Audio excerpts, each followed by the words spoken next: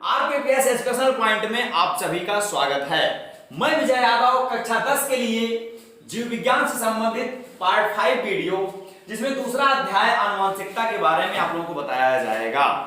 तो सबसे पहले इसमें हमको ये जानना रहता है आनुवंशिकता यानी हेरिडिटी, उससे संबंधित हमें कुछ चीजें जाननी रहती है, जैसे आनुवंशिक लक्षण क्या होते हैं, आनुवंशिकता क्या होता है, आनुवंशिकी किसे कहते हैं। ये तीन चीजें जानना जरूरी है, आनुवंशिक लक्षण, आनुवंशिकता और आनुवंशिकी।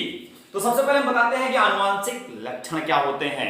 बताया जाता है कि आप अपने घरों में ही देखिए, कुछ ऐसे लक्षण बच्चों में दिखते हैं जो उनके नाना जैसे होते हैं, मामा जैसे होते हैं, या फिर कह सकते हैं आप बुआ जैसे कुछ लक्षण मिलते हैं, पिताजी से ऐसे लक्षण कुछ मिलते हैं, माताजी से कुछ लक्षण मिलते हैं। तो ऐसे लक्षण आते कहां से हैं या फिर ये सब होता क्या है?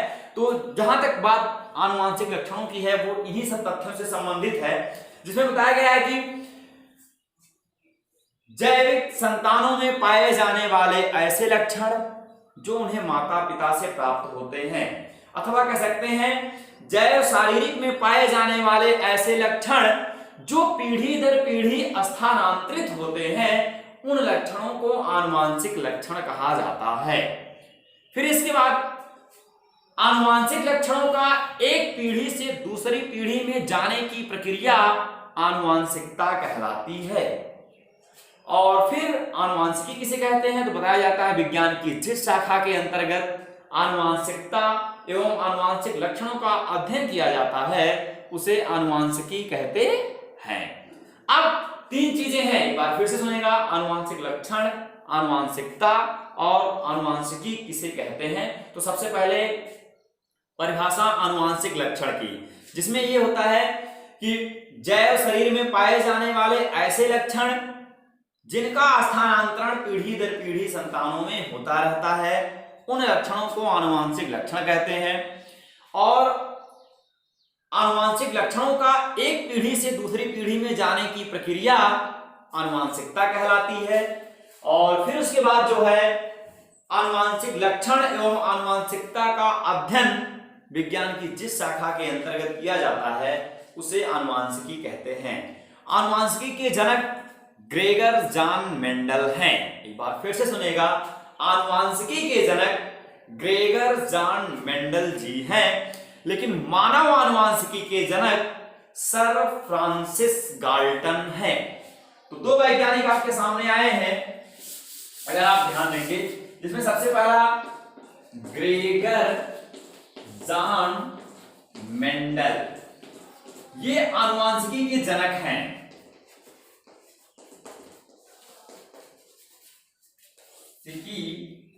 के जनक, लेकिन मानव आनुवंशिकी के जनक जो हैं वो सर फ्रांसिस गाल्टन हैं। लेकिन बताया गया कि आनुवंशिकी के जनक ग्रेगर जॉन मेंडल जी हैं।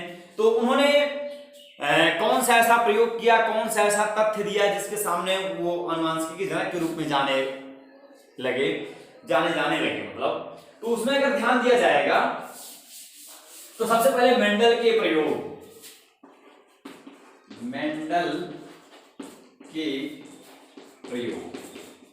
इसमें हमको ये जानना रहता है कि मेंडल ने कुछ प्रयोग जरूर किए होंगे जिसकी वजह से वो आज इतने बड़े महान वैज्ञानिक बने। एक चीज और भी उनके बारे में बताना जरूरी है कि उनका ये श्रेय जो है उनके मरने के लगभग बहुत वर्षों के उपरांत उनको ये सम्मान दिया गया कि वो आनुवंशिकी जनक है। जब तक वो जिंदा रहे तब तक वो अपने प्रयोग का या फिर कह सकते हैं अपनी सफलता का श्रेय वो खुद नहीं ले पाए थे।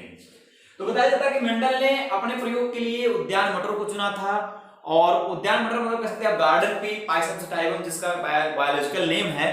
और उसके अंतर्गत और भी चीजें आपको जाननी है कि मेंडल ने अपने चूंकि उनके प्रयोग की सफलता के कारण भी बहुत कुछ थे, जिसमें मेंडल को परिणामों का आकलन भली भांति करना आता था।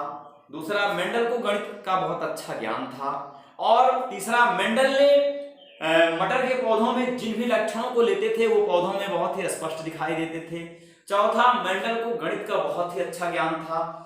तो सबसे बड़ी चीज सफलता का उनका श्रेय तो यही था, या फिर सफलता का कारण जो उनका था, उन्होंने उद्यान मटर को चुना था, जो कि कह सकते हैं आप द्विलिंगीय वनस्पति होती है और उसमें स्वयं परागण की क्रिया स्वतः संपन्न हो जाती है।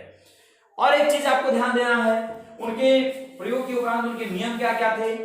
तो मेंडल ने अपने प्रयोग के दौरान जो है 3 नियम दिए थे, जिसमें हमें एक चीज और भी जानना है कि मेंडल के अंतर्गत जो पाए जाने, मेंडल ने पौधों के अंतर्गत जो लक्षण लिए थे, जैसे पौधों की लंबाई। अब एक वंश की 2 मटरें हैं, अगर आपके वर्तमान समय के तथ्य मटर के बारे में दिया जाए तो कुछ लंबे पौधे वाली मटर होती हैं, कुछ छोटे पौधे वाली मटर होती हैं। जैसे आपकी सब्जी वाली जो मटर होती है, कह सकते हैं आप, जो बाजार में खरीदी या बेची जाती है, वो हमेशा छोटे पौधे वाली मटर होती है। लेकिन जो सरसों के बीच में बोई जाती है, अगर आप उनको ध्यान देंगे तो वो लंबे पौधे वाली मटर होती है। कभी कभी उनके तो बीज के जो रंग होते हैं वो काले भी होते हैं। तो बताया जाता है कि मेंडल ने पौधों की लंबाई को लक्षण लिया था, पुष्प के रंग को लक्षण लिया था, फली का आकार लिया था, फली का रंग लिया था, बीज पत्र का रंग लिया था। तो इस प्रकार से मेंडल ने पौधों के अंतर्गत लगभग 7 तुलनात्मक लक्षण लिए थे, जो कि एक पौधों में जो लक्षण होते थे वो दूसरे के जस्ट विपरीत होते थे। जैसे पौधों की लंबाई में एक बड़ा पौधा होता था, एक छोटा पौधा होता था। फली का आकार अगर देखा जाए तो कोई झुर्रीदार होता था, कोई पूरा गोल होता था। रंग देखा जाए तो कोई पीला होता था, कोई हरा होता था। तो इस प्रकार से उन्होंने लगभग 7 जोड़ी तुलनात्मक लक्षण लिए थे, जिसमें 7 जोड़ी तुलनात्मक लक्षणों के आधार पर उन्होंने प्रयोग किया था, और जिसके उपरांत उन्होंने 3 नियम दिए थे, जिसमें सबसे पहला नियम था उनका प्रभाविता का नियम, इसको लॉ ऑफ डोमिनेंस भी कहते हैं। दूसरा नियम था पृथक्करण का नियम, जिसको लॉ ऑफ सेग्रेशन भी कहते हैं। और तीसरा जो था स्वतंत्र अभ्युहन का लॉ ऑफ असॉर्टमेंट या फिर एजॉर्टमेंट का नियम भी इसको कहते हैं। एक बार फिर से सुनेगा, मेंडल ने अपने प्रयोग के उपरांत आनुवंशिकता से संबंधित 3 नियम दिए थे, जिसमें सबसे पहला नियम प्रभाविता का नियम, जिसको आप लॉ ऑफ डोमिनेंस कहते हैं। दूसरा नियम पृथक्करण का नियम, जिसको लॉ ऑफ सेग्रेशन भी कहते हैं। और तीसरा जो नियम था ये स्वतंत्र अभ्युहन का नियम, जिसको लॉ ऑफ एजॉर्टमेंट भी कहते हैं। जिसमें सबसे पहला नियम अगर आप ध्यान देंगे, प्रभाविता का नियम क्या होता है, तो ये आपके सामने प्रदर्शित है। तो पृथक आपका ये देखिए सामने मेंडल का प्रभाविता का नियम का उदाहरण आपके सामने प्रदर्शित है। तो सबसे पहले देखिए प्रभाविता का नियम या फिर लॉ ऑफ डोमिनेंस है क्या। इन्होंने कहा था कि जब एक तुलनात्मक लक्षण वाले 2 शुद्ध जनकों के बीच आपस में संकरण कराया जाता है, तो प्रथम संतानीय पीढ़ी में एक जनक का लक्षण परिलक्षित होता है, जिसे प्रभावी लक्षण कहते हैं, और एक जनक का लक्षण अपरिलक्षित होता है, जिसे अप्रभावी लक्षण कहते हैं। और मेंडल के इसी नियम को प्रभाविता का नियम कहा जाता है। एक बार फिर से सुनिएगा, जब एक तुलनात्मक लक्षण वाले 2 शुद्ध जनकों के बीच आपस में संकरण कराया जाएगा, तो प्रथम संतानीय पीढ़ी यानी F1 पीढ़ी में एक जनक का लक्षण दिखाई देगा, एक जनक का लक्षण नहीं दिखाई देगा, और इसी नियम को प्रभाविता का नियम कहा जाता है। आप उदाहरण में देखिएगा कि यहां पर तुलनात्मक लक्षण क्या है, पौधे की लंबाई। पौधे की लंबाई का कारण क्या है, उसमें एक जीन युग्म विकल्पी है, जिसमें लगभग 2 जीन है जो पौधे की लंबाई का कारण है, और एक पौधा क्या है, छोटा है, और इसमें जो जीन युग्म विकल्पी है वो कैपिटल टी 2 जीन युग्मक है, जो कि इसके छोटेपन का कारक है। तो बताया जाता है कि जब चूंकि पीढ़ी एकांतरण का जो गुण होता है कि हर एक जीव में क्या होता है कि एक बार युग्मक अवस्था और एक बार युग्मनज अवस्था जरूर आती है। तो बताया जाता है, मान लीजिए कि जब हमारे शरीर में 44 दैहिक गुणसूत्र होते हैं, जब अंडाणु का निर्माण या फिर शुक्राणु का निर्माण होता है तो 22 जाते हैं। तो इसमें भी जब पौधे की लंबाई का जो भी कैरेक्टर होगा, जो युग्म में होगा, वो अपने आप एलोन कह सकते हैं आप, अकेला हो जाएगा। तो यहाँ पर देखिएगा आप, जब युग्मनज अवस्था में था तो ये पौधा ये जो जीन का कारक है फिर पौधे की लंबाई का कारण था, तब ये जोड़े में था। शुद्ध लंबा पौधा क्यों है, क्योंकि यहाँ पर जो है युग्मनज अवस्था में इनका कारक है। और ये शुद्ध छोटा पौधा क्यों है, क्योंकि इसमें भी युग्मनज अवस्था है।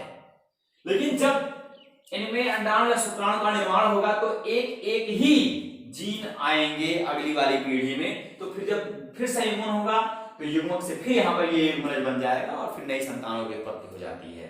तो कहने का मतलब ये है कि जब एक तुलनात्मक लक्षण क्या है, पौधे की लंबाई है, जिसमें एक शुद्ध लंबा पौधा है, एक शुद्ध छोटा पौधा है।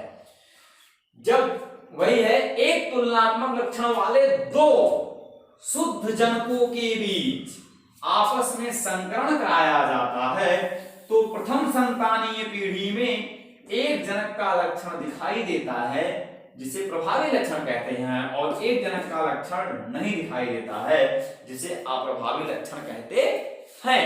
तो यहां पर कहने का मतलब क्या है कि जो पौधा यानी जो संतान हुई थी उनके लगभग 700 कुछ पौधों में 222 पौधे नाटे करके हो गए थे, उन्होंने 3 अनुपाते मतलब वो पृथक्करण में आ जाएगा। तो यहाँ पर जो है आप देखेंगे यहाँ पर हाइब्रिडाइजेशन की उत्पत्ति हुई है, जिसके अकॉर्डिंग क्या है कि अब एक जनक का लक्षण दिखाई दिया है, यानी पौधा जो संतानी पीढ़ी में F1 पीढ़ी में हुआ है वो हाइब्रिड में लंबा पौधा है, तो क्या वो हाइब्रिड में छोटा नहीं हो सकता था? लेकिन नहीं, उनके प्रयोग के अकॉर्डिंग एक ही जनक का लक्षण प्रभावी होगा। अगर लंबाई वाला पौधा इनके में प्रभावी हुआ है तो ये हाइब्रिड में सभी पौधे उत्पन्न जो हुए थे एक वैरायटी के हुए थे, सब के सब लंबे हुए थे, जबकि उसमें भी अप्रभावी लक्षण वाला कारक था लेकिन वो अपना प्रभाव नहीं दिखा पाया था।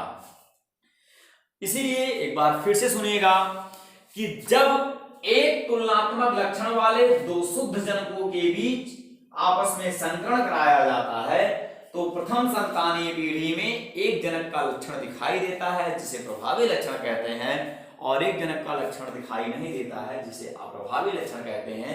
मेंडल के इसी नियम को प्रभाविता का नियम कहा जाता है। अब इसके साथ साथ यहीं पर दूसरा शुरू हो जाता है, अगर आप ध्यान दीजिएगा। ऐसे उन्होंने पुष्प के रंग को भी लेकर उन्होंने एक उदाहरण दिया था,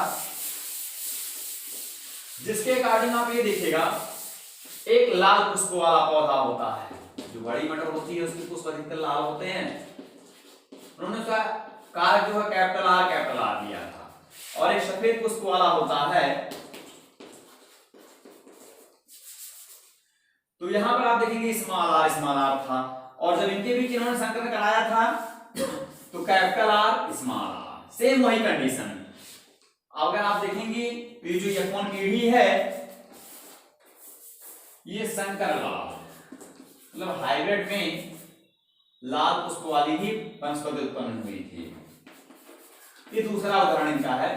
इन्होंने कहा था कि यहां पर भी आप वही नियम देखिएगा, ये जनकीय पीढ़ी है, यहाँ पर युग्मनज स्टेज है, यहाँ पर युग्मनज स्टेज है, लेकिन यहाँ पर एक युग्मक अवस्था आएगी आगे चल के, तो ये देखेंगे आप ये कंडीशन आएगी यहाँ पे। तो क्योंकि ये और ये युग्मक अवस्था है और ऊपर वाली युग्मनज अवस्था है। क्योंकि आपको पता सफेद पुष्प का कारक क्या है? Small are.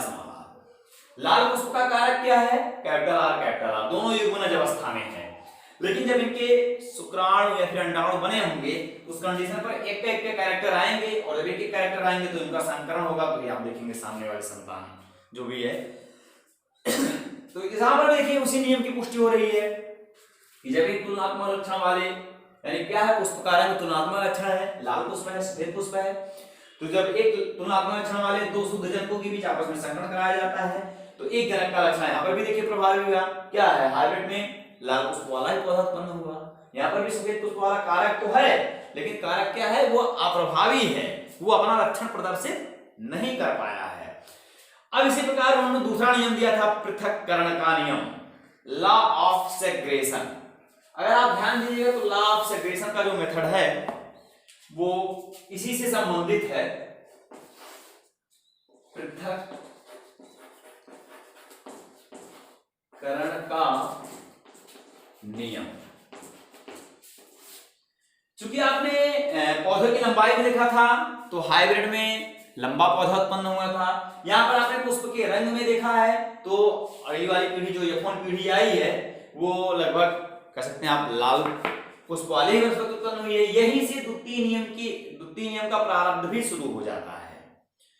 उन्होंने ये कहा, चूंकि जब उन्होंने पहला प्रयोग किया था मटर पे तो उन्होंने क्या किया था, एक लाल पुष्प एक लंबे पौधे वाली एक छोटे पौधे वाली वनस्पति ली थी, उसमें हाइब्रिडाइजेशन किया था। हाइब्रिडाइजेशन मतलब दोनों का संकरण एक दूसरे के ऊपर आरोपित कराया था, तो उसमें बड़े पौधे वाली वनस्पति उत्पन्न हुई थी। क्योंकि उसके बीज को जब बोया तो उन्होंने बड़े पौधों की ही बीज बड़े पौधे वाले ही फिर कह सकते हैं प्रभावी वही वनस्पति हुई जो कि बड़े पौधे लक्षण कारक वाले ही थे। लेकिन यहीं से पृथक्करण के भी नियम की पुष्टि होती है। बताया जाता है कि जब F1 पीढ़ी में उत्पन्न जो संतान हुई थी, जब उनका बीज बना, उनको दोबारा जब बोया गया तो यहाँ पर जो अप्रभावी लक्षण वाला कारक था वो भी युग्मित अवस्था में आ गया, जिसकी वजह से उसका भी प्रादुर्भाव हो गया। तो आप यहाँ पर ध्यान दीजिए कैसे उसको उदाहरण के माध्यम से थोड़ा समझिए पृथक्करण का नियम कैसे क्या चलेगा। उन्होंने ये बताया था स्पष्ट रूप से पृथक्करण का नियम क्या होता है कि प्रथम पीढ़ी में उत्पन्न संतान का स्वपरागण कराने पर, सुनेगा, प्रथम पीढ़ी में उत्पन्न संतान का स्वपरागण कराने पर द्वितीय पीढ़ी में उत्पन्न संकर संतानों का अनुपात जो होगा, वो जो फिनोटाइप होगा वो 3:1 का अनुपात होगा, और जो जीनोटाइप अनुपात होगा वह 1:2:1 का अनुपात प्राप्त होता है। थोड़ा सा उसका उदाहरण यहाँ देखिएगा, जो F1 पीढ़ी आई थी, मान पौधों की लंबाई वाला ले लीजिए, फिर से उदाहरण समझेगा। पौधों की लंबाई, ये है तुलनात्मक लक्षण, तुलनात्मक लक्षण। तो आप यहां पर ध्यान दीजिए, पौधों की लंबाई के बारे में बात क्या हुआ था, कैपिटल टी, स्मॉल टी, ये इनकी युग्मज अवस्था है, कैपिटल टी स्मॉल टी, ये इनकी युग्मक अवस्था है। जब मिलाया गया तो कैपिटल टी स्मॉल टी, ये इनकी प्रथम संतानीय पीढ़ी हुई थी, जो कि लंबी वनस्पति वाली थी, या फिर लंबा पौधा था। अब इसी का ही स्वपरागण कराया गया है पृथक्करण के नियम को सिद्ध करने के लिए। उन्होंने बताया था कि प्रथम पीढ़ी में उत्पन्न संतान का स्वपरागण कराने पर द्वितीय पीढ़ी में उत्पन्न संतानों का फिनोटाइप अनुपात 3:1 तथा जीनोटाइप अनुपात 1:2:1 का अनुपात प्राप्त होता है। तो आप देखिए, चूंकि यहां तक तो प्रभाविता का नियम सिद्ध किया है, लेकिन अब F2 पीढ़ी आप देखिएगा क्या है, तो कैपिटल टी स्मॉल टी और कैपिटल टी स्मॉल टी, यहां पर आप देखिएगा स्वपरागण, तो आप देखेंगे कैपिटल टी, ये आप देखिए, फिर एक कैपिटल टी यहाँ का इस वाले स्मॉल टी से अटैच हुआ है, कैपिटल टी स्मॉल टी, यहाँ पे आप फिर आएगा स्मॉल टी कैपिटल टी, यानी फिर वही कैपिटल टी स्मॉल टी। लेकिन चौथा वाला आप आएंगे तो स्मॉल टी इधर से आएगा, स्मॉल टी इधर से भी आएगा, तो ये पौधा क्या होगा, शुद्ध। अगर मान लीजिए थोड़ा 3 पीढ़ियों तक चला जाए तो हम लोग 3 पीढ़ियों में क्या है, बाबा है, फिर पिताजी है, फिर आपके आगे आने वाली संतान है, ये इतनी चीजें हैं। तो आप देखिए, मान लीजिए कि ये सब दादाजी के अगर कैरेक्टर हैं, ये पिताजी का कैरेक्टर, ये दादा, मान लीजिए ये दादा, ये दादी, ये पिताजी, तो यहां पर आप देखेंगे तो ये शुद्ध दादा का कैरेक्टर है, शुद्ध लंबा पौधा रहेगा, और ये दो जो है शुद्ध पिताजी के कैरेक्टर वाले हैं। लेकिन एक देखेंगे आप, इस दादी का भी कैरेक्टर, इसमें पूरा प्रादुर्भाव इसका हुआ है। तो यहां पर आप देखिए पृथक्करण का नियम क्या कहता है। इस उदाहरण के माध्यम से समझिए कि प्रथम संतानीय पीढ़ी में उत्पन्न संतान का स्वपरागण कराने पर द्वितीय, चूंकि F2 संतानीय पीढ़ी यही उत्पन्न हुई है, द्वितीय संतानीय पीढ़ी में उत्पन्न संतानों का फिनोटाइप अनुपात 3:1, यानी ये तीनों पौधे लंबे दिखाई देंगे। फिनोटाइप मतलब कह सकते हैं आप दृश्य रूप लक्षण, फिनोटाइप 3:1 का अनुपात, ये 3 पौधे लंबे दिखाई देंगे, ये एक पौधा छोटा दिखाई देगा, 3:1 का अनुपात। लेकिन जीनोटाइप अनुपात जो होता है, जब जीन का अध्ययन किया जाता है तो उसका कौन सा कैरेक्टर है, जीनोटाइप। तो आप देखेंगे एक शुद्ध दादाजी वाला, 2 शुद्ध पिताजी वाले, और एक जो है दादी जी वाला कैरेक्टर लेके आया है। तो यहां पर देखेंगे पृथक्करण का नियम यही है कि 3 संतानें एक जैसी, लेकिन जो यहां पर अप्रभावी लक्षण जब अकेला था तब तो वो अपना प्रभाव नहीं दिखा पाया, लेकिन द्वितीय संतानीय पीढ़ी में जब वो भी युग्मित हुआ तो वो अपना लक्षण लेकर प्रदर्शित हो गया, जिसमें बताया जाता है 782 पौधों में से लगभग 222 पौधा नाटे का हो गया। तो उन्होंने वही फिनोटाइप अनुपात दे दिया, लगभग 3:1 का अनुपात। लेकिन जब उनका गहन अध्ययन किया गया तो ये पाया गया कि जो शुद्ध पौधे हैं वो लगभग 25% है 100% में, जो हाइब्रिड में पौधे हैं वो लगभग 50% में है, और जो कह सकते हैं आप फिर एक शुद्ध छोटे कद के पौधे हैं वो लगभग 25% में है। इसीलिए कहा जाता है कि अभी कभी आप लोगों ने देखा होगा जो हाइब्रिड का बीज आता है तो उसके बोरे या थैले पर लिखा रहता है कि इसका प्रयोग दोबारा बीज के लिए ना करें, क्योंकि एक जन की पीढ़ी का कैरेक्टर करके उन्होंने उत्पन्न किया, जब उसको बोया गया तो ये वाली एक जैसी संतान उत्पन्न हो जाएगी, लेकिन अगर आप उसको फिर दोबारा बीज के लिए रख के दोबारा बो देंगे तो ये वाले कैरेक्टर आ जाएंगे, जिसमें इनका फलन परिपक्व अलग है, इनका फलन परिपक्व इन दोनों का अलग रहेगा। पता चला कि कोई उसी क्षेत्र में कोई कट के कोई फसल कटने के लिए तैयार रहेगी, कोई भी मतलब उसमें कलियां ही नहीं निकली रहेंगी, तो इस तरह से दिक्कतें रहेंगी। तो दोनों नियम को एक बार फिर से सुन लीजिएगा। सबसे पहले, जब एक तुलनात्मक लक्षण वाले दो शुद्ध जनकों के बीच आपस में संकरण कराया जाएगा तो प्रथम संतानीय पीढ़ी में एक जनक का लक्षण दिखाई देगा, एक जनक का लक्षण नहीं दिखाई देगा। इसी को प्रभाविता का नियम कहेंगे। पृथक्करण का नियम क्या रहेगा आप देखिएगा। तो जब प्रथम संतानीय पीढ़ी में उत्पन्न संतानों का स्वपरागण कराने पर ये द्वितीय संतानीय पीढ़ी में उत्पन्न संकर संतानों का फिनोटाइप अनुपात 3:1 तथा जीनोटाइप अनुपात 1:2:1 का अनुपात प्राप्त होता है। अब इसके बाद तीसरा नियम आपके समक्ष आएगा, जिसमें स्वतंत्र अपव्यूहन का नियम के बारे में बताया जाएगा। हाँ, तो यहां आप देखिए स्वतंत्र अपव्यूहन का नियम, तीसरा नियम क्या है। तो उसमें देखिए पहले नियम को समझना बहुत जरूरी है, जिसमें ये बताया गया है कि अब तक आप एक तुलनात्मक लक्षण लेते थे। मेंडल ने अब तक एक तुलनात्मक लक्षण लेकर उन्होंने दो नियम दिया, लेकिन उसके बाद उन्होंने दो तुलनात्मक लक्षण लिया, जिसमें उन्होंने बीज का रंग लिया था, बीज का आकार लिया था। पहले नियम समझ लीजिए क्या है। नियम ये कह रहा है कि जब दो तुलनात्मक लक्षण वाले स्वतंत्र जनकों के बीच आपस में संकरण कराया जाता है तो प्रथम संतानीय पीढ़ी में प्रभाविता के नियम की ही पुष्टि होती है, परंतु द्वितीय संतानीय पीढ़ी में उत्पन्न संकर संतानों का जीनोटाइप एवं फिनोटाइप अनुपात 9:3:3:1 का अनुपात प्राप्त होता है, और ऐसे लक्षण वाले पौधे एक दूसरे से स्वतंत्र होते हैं। एक बार फिर से सुनिएगा कि जब दो तुलनात्मक लक्षण वाले, यहां पर देखिए बीज का रंग और बीज का आकार, तो यहां पर दो तुलनात्मक लक्षण आपके सामने हैं, लेकिन बात पहले नियम सुन लीजिए। बताया गया है कि जब दो तुलनात्मक लक्षण वाले दो स्वतंत्र पौधों के बीच आपस में संकरण कराया जाता है तो प्रथम संतानीय पीढ़ी में प्रभाविता के नियम की ही पुष्टि होती है, परंतु द्वितीय संतानीय पीढ़ी में उत्पन्न जो भी संकर संतानें होती हैं उनका जीनोटाइप एवं फिनोटाइप अनुपात जो होता है वो 9:3:3:1 का अनुपात प्राप्त करती है।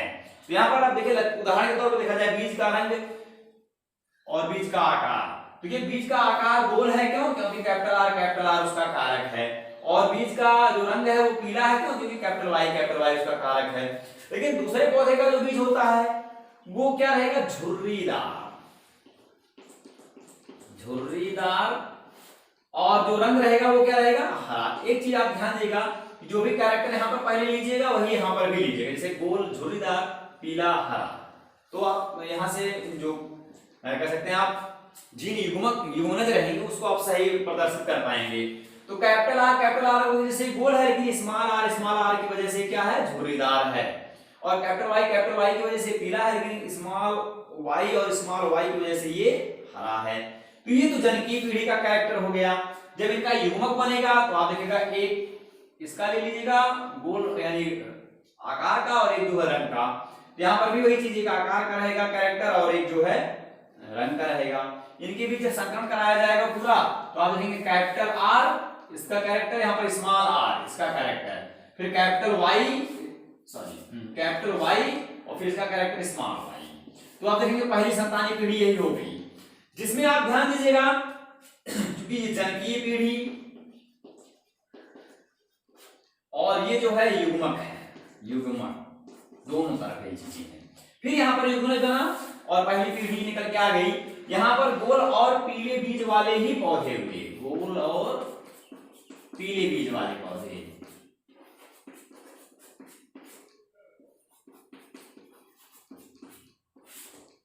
लेकिन जब इनके युग्मक बनेंगे तो आप ध्यान दीजिएगा, ये कैपिटल स्मॉल आर है। तो यहां पर देखिए, यहां तक बातें सही हुई कि जब दो तुलनात्मक लक्षण वाले दो शुद्ध जनकों के बीच आपस में संकरण कराया जाएगा तो प्रथम संतानीय पीढ़ी में प्रभाविता के नियम की पुष्टि हुई, यानी एक जनक का लक्षण दिखाई दिया, एक जनक का लक्षण नहीं दिखाई दिया। लेकिन अब इसके आगे क्या सिद्ध करना है कि जब इनका स्वपरागण कराया जाएगा तो जो द्वितीय संतानीय पीढ़ी बनेगी, जिसमें आप लोगों ने पृथक्करण का नियम देखा था कि 3:1 अनुपात फिनोटाइप निकला था, तो वैसे इसमें भी निकालना है कि जब इन संतानों का स्वपरागण कराया जाएगा तो द्वितीय संतानीय पीढ़ी में उत्पन्न संकर संतानों का जीनोटाइप एवं फिनोटाइप जो अनुपात रहेगा वो 9:3:3:1 का अनुपात प्राप्त होगा, जो कि पुणित चौखाने की विधि से समझा जाएगा, जिसमें आप देखेंगे स्वपरागण कराने पर एक बार इस कैपिटल आर का इन दोनों वाई से गुणा कर दीजिएगा, एक बार स्मॉल आर का इन दोनों वाई से गुणा कर दीजिएगा। तो यहाँ पर आप ध्यान देंगे तो आपके पास जो युग्मक बन के आ जाएंगे तो वो आपके देखिए आएंगे क्या, कैपिटल आर का एक बार कैपिटल आर से, कैपिटल आर कैपिटल वाई, इस कैपिटल आर का इस कैपिटल वाई से, फिर इस कैपिटल आर का इस स्मॉल वाई से, तो आप देखेंगे कैपिटल आर स्मॉल वाई। अब देखेंगे कैपिटल आर का दोनों वाई से गुणा हो गया, लेकिन स्मॉल आर का भी दोनों से करना है, तो स्मॉल आर कैपिटल वाई और फिर स्मॉल आर स्मॉल वाई, ये चार युग्मक आप बनेंगे। और पुण्य चौखाने की विधि से अगर आप देखेंगे यहां पर ध्यान देंगे तो आप देखेंगे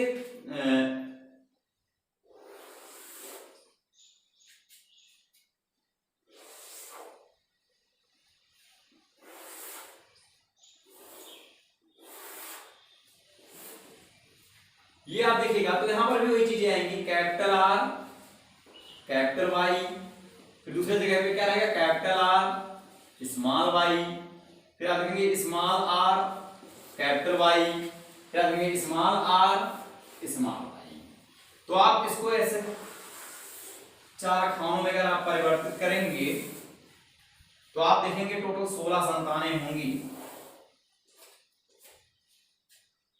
अब क्या है, एक बार इस लाइनिंग में हो गया क्षैतिज, एक बार ऊर्ध्वाधर क्रम में हो गया। आप देखेंगे 16 खाने बनेंगे और यहाँ पर 9:3:3:1 का अनुपात कैसे प्राप्त होगा आपके सामने देखिए ऐसे बनेगा। तो एक बार सबसे पहले ऊपर से ले लीजिएगा, तो एक बार रंग को ले लीजिएगा, एक बार आकार, पहले आकार लेते हैं तो कैपिटल आर कैपिटल आर, अब कैपिटल आर की वजह से क्या हो जाएगा गोल, फिर आप देखेंगे कैपिटल वाई आप देखेंगे क्या हो जाएगा पीला, कैपिटल वाई कैरेक्टर पीला है। फिर आप देखेंगे कैपिटल आर फिर गोल हो गया, दूसरी संतान भी आप देखेंगे कैपिटल वाई स्मॉल वाई, आप देखेंगे यहां पर भी कैपिटल वाई और स्मॉल वाई ही आया था, लेकिन फिर भी अगर कैपिटल वाला एक ही है तब भी प्रभावशाली है, अगर जोड़े में है तब भी वो प्रभावशाली है।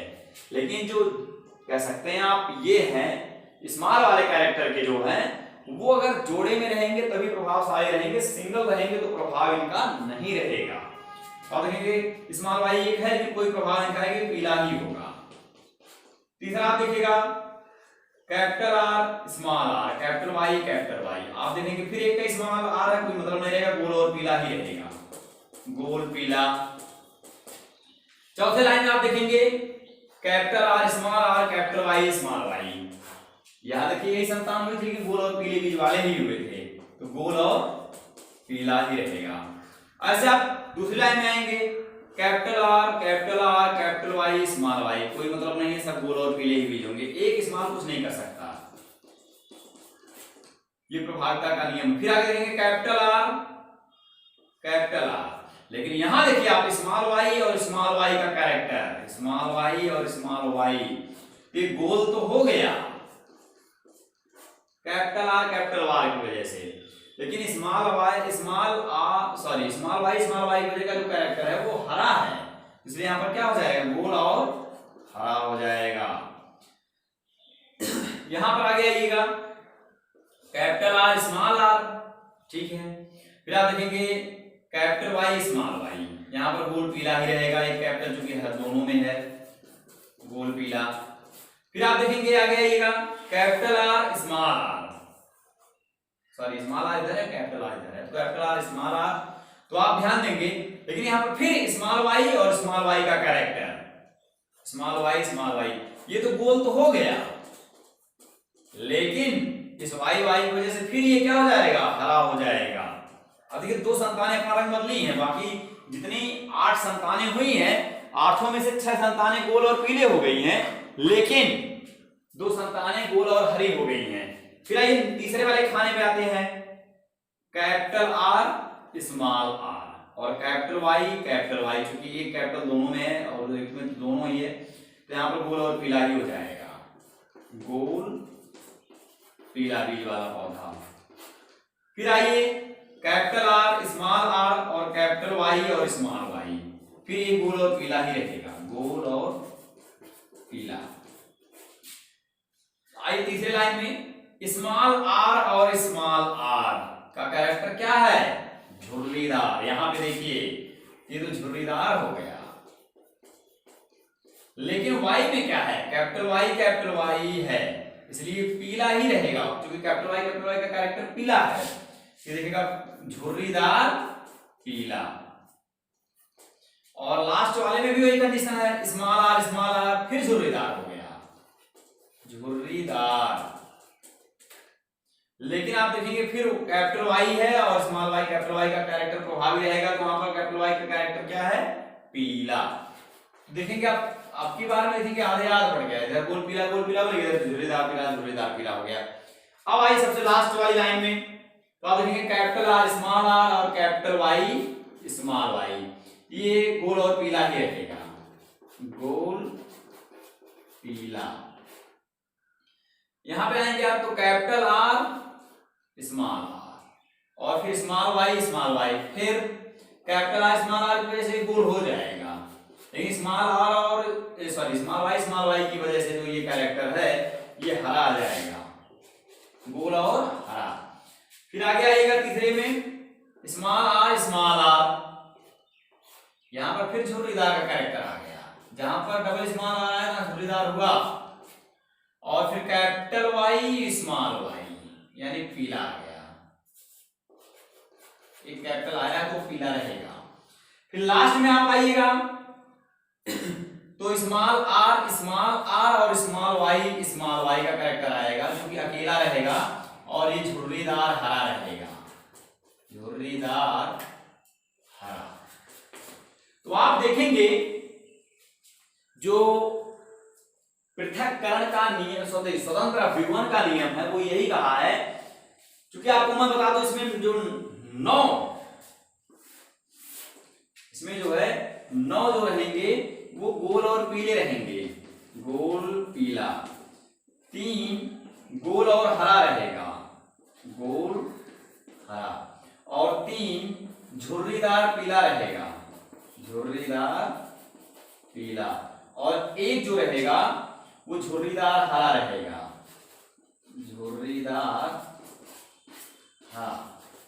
ये आप देखिए आपके सामने ये उदाहरण है, यानी 9:3:3:1 का अनुपात आपके सामने आया है। ये आपके पुनेट चौखाने की विधि है, जिसके अंतर्गत आपको मेंडल के तृतीय नियम की पुष्टि होगी, जिसमें एक बार फिर से सुनेगा, जब 2 तुलनात्मक लक्षण वाले 2 शुद्ध जनकों के बीच आपस में संकरण कराया जाएगा तो प्रथम संतानी पीढ़ी में प्रभाविता के नियम की पुष्टि होगी, परंतु उनका स्वपरागण कराने पर द्वितीय संतानी पीढ़ी में उत्पन्न संतानों का जीनोटाइप एवं फिनोटाइप अनुपात 9:3:3:1 का अनुपात प्राप्त होता है। जिसमें आप देखेंगे इसमें जो कैपिटल लेटर में जो भी लक्षण प्रदर्शित किए गए हैं वो अगर सिंगल में है तभी प्रभावशाली हैं, और अगर डबल में है तो प्रभावशाली ही हैं। लेकिन जो स्मॉल कैरेक्टर में है, जब वो सिंगल में है तो अप्रभावी है, और डबल में रहेंगे तभी वो अपना प्रभाव दिखा पाएंगे। इसी की वजह से ये कह सकते हैं आप एक दूसरे से स्वतंत्र लक्षण वाले पौधों की उत्पत्ति हुई है। तो इस प्रकार से मेंडल के यही तीनों नियम हैं, प्रभाविता का नियम, पृथक्करण का नियम और स्वतंत्र अपविभवन का नियम।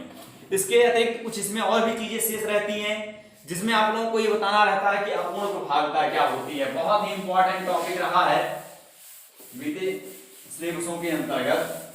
अपूर्ण प्रभाविता का नियम क्या है?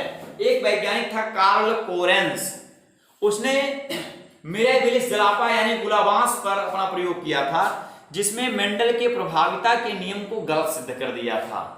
मेंडल के प्रभाविता का नियम क्या है, एक बार फिर से ध्यान करिएगा। उसमें उन्होंने ये बताया था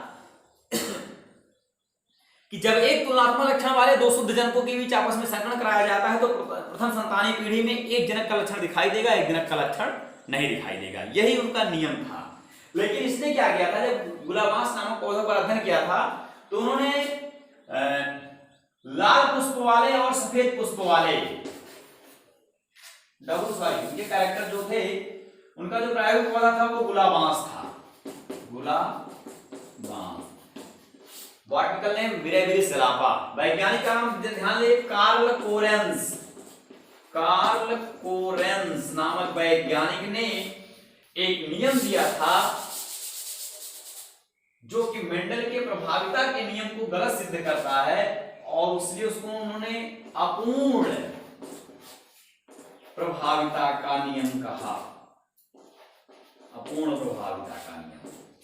गुलाबांस नामक वनस्पति, कार्ल कोरेंस नामक वैज्ञानिक, उन्होंने पूर्ण प्रभाविता के नियम की पुष्टि ना होने का निर्णय लिया था और या फिर प्रयोग द्वारा सिद्ध किया था, जिसमें उन्होंने क्या किया था, लाल पुष्प वाला पौधा था और फिर क्या है, सफेद पुष्प वाला पौधा था। उन्होंने उसके कैरेक्टर को कैपिटल डब्ल्यू और कैपिटल डब्ल्यू, यहां पर आप ध्यान दीजिएगा तो स्मॉल डब्ल्यू और स्मॉल डब्ल्यू का कैरेक्टर दिया था। ये इनका युग्मज है। जब इनका युग्म आएगा तो एक कैपिटल डब्ल्यू, एक स्मॉल डब्ल्यू। जब इनके बीच में इन्होंने संकरण कराया था तो मेंडल के अकॉर्डिंग चाहे लाल पुष्प वाला पौधा उत्पन्न होना चाहिए था, चाहे सफेद पुष्प वाला पौधा उत्पन्न होना चाहिए था, लेकिन इन्होंने ये पाया था कि इसमें गुलाबी रंग के पुष्प के पौधे की उत्पत्ति हुई थी। यहीं पर उन्होंने प्रभाविता के नियम को गलत सिद्ध किया था। गुलाबी पुष्प वाला पौधा, हाँ, तो ये देखिए आपके सामने एक उदाहरण प्रस्तुत है कि कार्ल कोरेंस नामक वैज्ञानिक ने मिराबिलिस जलापा अर्थात गुलाबांस वनस्पति पर प्रयोग करने के उपरांत मेंडल के पूर्ण प्रभाविता के नियम को असत्य सिद्ध किया था, जिसमें उन्होंने ये बताया था, मेंडल ने चूंकि बताया था कि जब एक तुलनात्मक लक्षण वाले दो शुद्ध जनकों के बीच आपस में संकरण कराया जाएगा तो एक जनक का लक्षण दिखाई देगा, एक जनक का लक्षण नहीं दिखाई देगा। तो उनके अकॉर्डिंग इस गुलाबांस में या तो सफेद पुष्प वाले पौधे की उत्पत्ति होनी चाहिए थी या फिर लाल पुष्प वाले पौधे की उत्पत्ति होनी चाहिए थी, लेकिन ऐसा ना होकर प्रथम संतानीय पीढ़ी में ही गुलाबी पुष्प वाले पौधे की उत्पत्ति हो गई, जिससे पूर्ण प्रभाविता का नियम जो है वो असत्य सिद्ध हो गया। तो आज का टॉपिक यहीं तक का, फिर मिलेंगे अगले नए वीडियो के साथ। तब तक के लिए